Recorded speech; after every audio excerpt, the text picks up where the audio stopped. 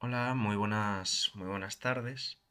Eh, Soy Daniel Centrón y bueno, voy a llevar a cabo mi propuesta, mi ponencia acerca de la renta básica universal y de si es una solución o es un paliativo respecto a la pobreza. Pero en primer lugar, no querría ir al grano sin agradecer a la organización, pues bueno, que, que haga un evento como este, ¿no? Y que nos permita, sobre todo, no tanto poner cosas en común, que esto lo pueden hacer muchos congresos, muchos seminarios, sino que tenga un carácter eminentemente práctico en su haber, que en el propio título pretenda una solución pragmática, que no se limite a una cuestión bibliográfica o que no se limite a que cada uno exponga su punto de vista sin que se toque con otros que vayan a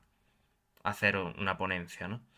En ese sentido, estoy muy contento y también, pues bueno, ya por una cuestión personal de volver, aunque en este caso sea un tanto extraño por ser esto un vídeo y que yo no estoy ni siquiera allí en este momento, pero por volver en cierto modo a Oviedo, donde cursé yo mi grado en filosofía, ¿no? Entonces, pues bueno, encantado de poder estar aquí hablando. Ya yendo un poco más al grano, eh, voy a intentar trazar en primer lugar algunas precisiones conceptuales, metodológicas, acerca de qué entendemos habitualmente o qué entiendo yo por pobreza, para posteriormente proponer, de nuevo pragmáticamente, insisto, una solución.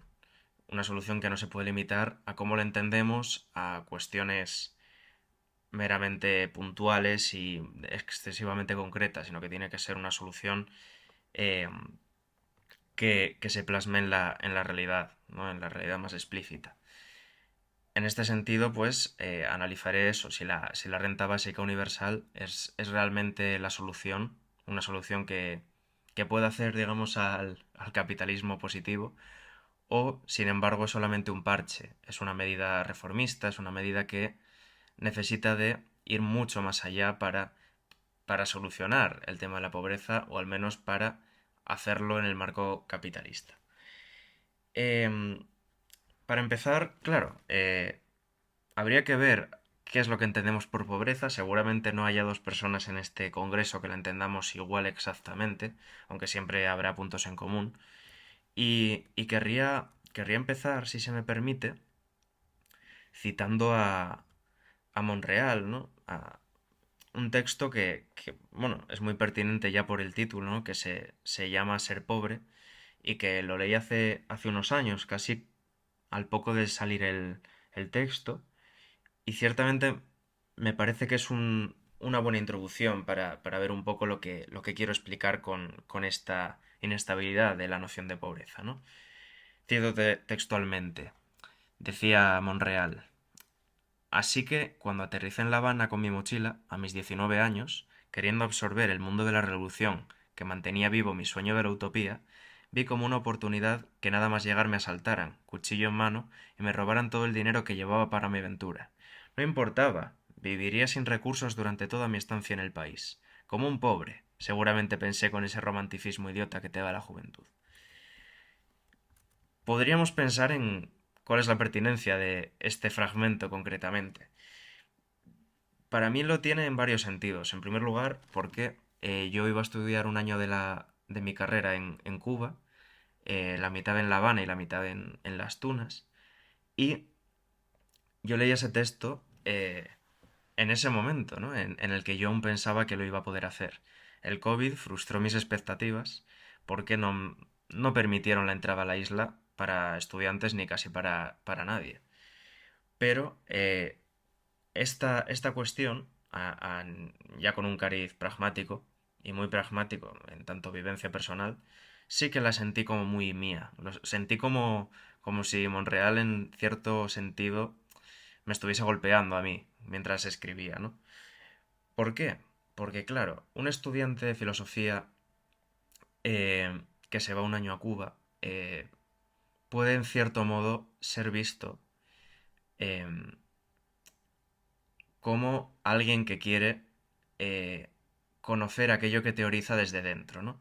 Como alguien que se quiere sumergir demasiado en la filosofía política, tanto que llegue a ser hasta descarado, ¿no? Para aquellos que posiblemente lo vivan o vivan algunos de los aspectos que yo estudiaba entonces en primera persona. En ese momento me interesaba muchísimo la noción de pobreza y casi de forma independiente me quería ir a Cuba. Pero, eh, ¿cómo iba a ser yo recibido en Cuba? Yo como persona que estudia filosofía y quiere conocer la isla y aprovecha para hacerlo allí, no era una cosa que yo tuviese muy clara. Tampoco tengo muy claro si la noción menos literal de pobreza, ¿no? De aquello que se suele decir de que no hay más pobre que el que solo tiene dinero, puede en este sentido tener algún tipo de pertinencia, ¿no? ¿Se puede limitar realmente la noción de pobreza a una cuestión económica? ¿Puede existir pobreza siempre y cuando las condiciones materiales estén más que cubiertas? Estas cuestiones son tratadas por Amartya Sen, por el Nobel de Economía, eh, compañero de Martha Nussbaum, que ha escrito sobre la pobreza y también textos muy concretos sobre la India, ¿no? Todos lo conocemos. Es muy pertinente el concepto de núcleo irreductible de la pobreza que él sostiene. De algún modo, podríamos poner demasiadas excepciones a un concepto de pobreza meramente económico. Véase algún ejemplo. Em, aquellos que viven en condiciones que podemos considerar como infrahumanas o que podemos considerar como no dignas, no necesariamente lo hacen por incapacidad, sino que muchas veces lo pueden hacer o por costumbre o porque quieren ahorrar o por cuestiones de rituales o religiosas, ¿no? Eh, que nosotros desde fuera les digamos que son pobres o que están comportándose como pobres es una cuestión totalmente paternalista.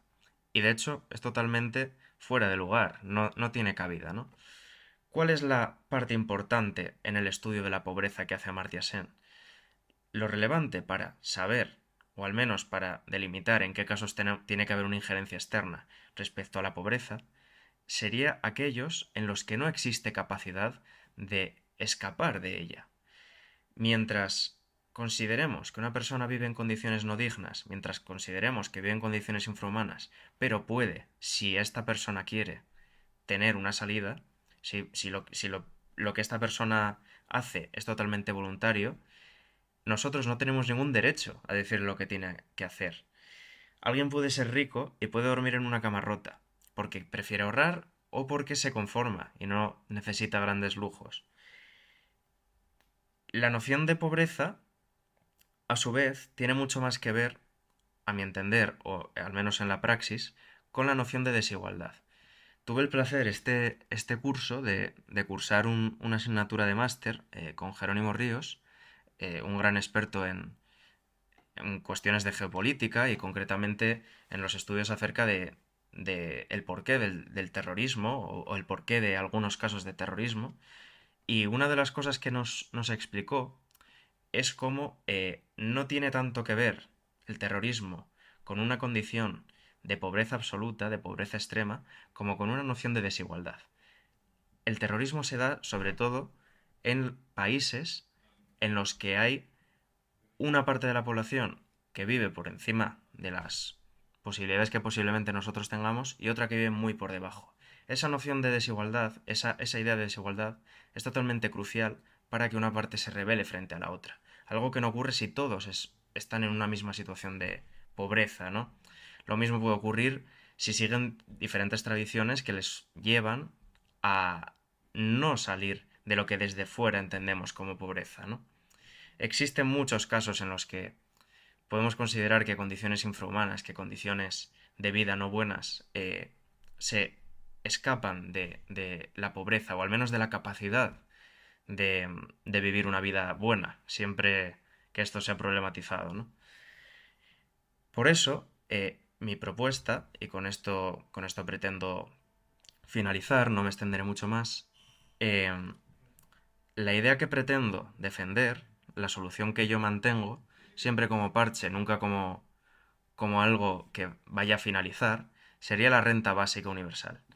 La renta básica, no me extenderé en sus propuestas porque existen diferentes formas, existen diferentes autores que la entienden diversamente, diré que tiene diferentes rasgos, ¿no? En primer lugar, la universalidad, como su propio nombre indica, también su incondicionalidad y también su individualidad. Es una renta que se da de forma universal porque de este modo se quitaría cualquier estigma que pueda ocurrir respecto a aquellos que reciben una ayuda por parte del Estado, ¿no? Aquellos eh, que pueden ser estigmatizados por los que no la reciben eh, y que además nunca tendrían el apoyo, ya no por el estigma del que estamos hablando, sino que nunca tendrían el apoyo de la otra parte de la población, querrían quitarles esta ayuda, ¿no?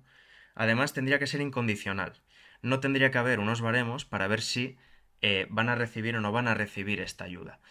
Si hubiese unos baremos, en primer lugar, habría un gasto burocrático tremendo, ¿no? Daniel Raventós tiene mucho escrito sobre esto, ¿no? Sobre cómo el funcionariado es uno de los factores a evitar, porque el hecho de que haya funcionarios y tengamos que pagar a estos funcionarios provoca un gasto económico que puede ser incluso superior al propio gasto que se desembolsa en ayudar a estas personas que están en pobreza o en riesgo de pobreza, y además individualidad. Esta noción de individualidad, el hecho de que se dé a una persona y no se dé a un núcleo familiar, tiene mucho que ver con traspasar cualquier tipo de tradición en la que pudiésemos estar anclados. Las becas MEC hoy en día dependen del núcleo familiar. Sin embargo, esto está totalmente condicionado a relaciones de poder que, en este caso, tenemos que intentar dejar atrás. Necesitamos que sea individual para que cada persona, en cierto modo, pueda elegir, tenga capacidad para elegir y, en última instancia, y esto es uno de los puntos fundamentales cuando hablamos de pobreza, tenga la capacidad de ser libre, tenga la capacidad de elección. Solamente la libertad se puede entender desde aquí, solamente se puede entender desde eh, una negación de todas estas eh, cuestiones exógenas que pueden determinar el comportamiento, desde una libertad que no se limita a la libertad individual liberal que hoy entendemos, sino que tiene mucho que ver con una libertad plenamente positiva y que se centre en las capacidades reales, en una libertad que va mucho más allá de la actual y que deja atrás tanto a familia como a Estado como a otros organismos que puedan ser paternalistas. Esto sería todo. Muchas gracias.